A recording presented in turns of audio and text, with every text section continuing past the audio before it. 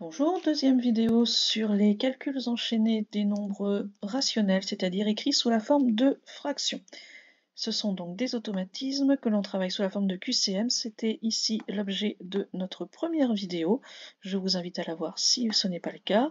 Et je vous laisse mettre en pause pour travailler de façon autonome avant correction cette deuxième série de questions. Sans calculatrice, évidemment. Pour notre première question, on est donc à 1 moins 1 tiers moins 1 quart. On va devoir mettre au même dénominateur. Et ici, 3 et 4 n'ont pas de... Donc comme multiple commun, le premier, c'est 12 tout simplement. Donc on va se mettre en douzième. 12 douzièmes moins 4 douzièmes en multipliant par 4, moins 3 douzièmes en multipliant numérateur et dénominateur par 3. Donc on est à 12 moins 4, 8, moins 3, 5. 5 douzièmes. Pour la deuxième, moins 1 cinquième au carré, on a bien les parenthèses, faites très attention, c'est toute la fraction qui est au carré, donc à la fois le numérateur et le dénominateur. Donc moins 1 au carré, ça fait plus 1, et 5 au carré qui donne 25, donc 1 25e. On peut s'attarder un petit peu sur les erreurs qui ont été commises ailleurs. Ici, le moins 1 25e, c'est pour ceux qui auraient mal géré le moins 1 au carré. Moins 1 fois moins 1, on a deux signes moins, donc il va partir. Ensuite, 1 dixième, c'est pour ceux qui auraient moins bien géré le 5 au carré. 5 au carré, 5 fois 5, 25.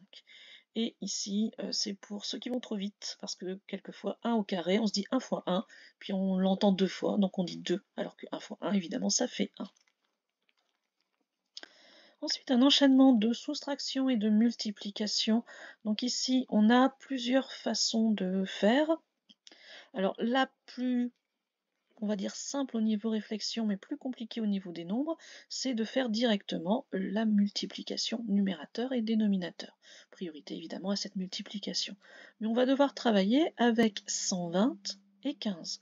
120 et 15, simplifier, on se rend compte qu'il y a des simplifications par 5, mais ce serait quand même beaucoup plus agréable de détailler en fait.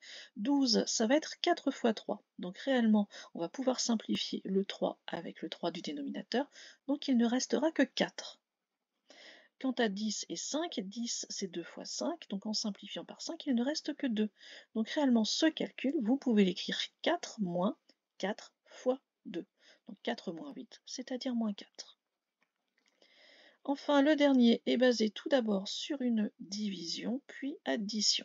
La division, pas très pratique au niveau des fractions, donc on va la transformer en multiplication. On va multiplier par l'inverse de la deuxième fraction. Donc moins 2 cinquièmes fois 5 sur 1. On a le 5 au dénominateur, fois 5 sur 1, on va pouvoir simplifier. Donc on va être à moins 2, tout simplement. Cette grosse fraction ici, c'est moins 2. Plus 1 demi. Donc on va maintenant mettre au même dénominateur. Moins 2, ça fait moins 4 demi, plus 1 demi.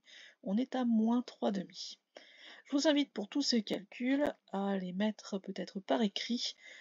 Écrivez peut-être en revoyant la vidéo ou refaites-les par vous-même pour bien être sûr au niveau des manipulations. Voilà pour cette série de questions. Au revoir.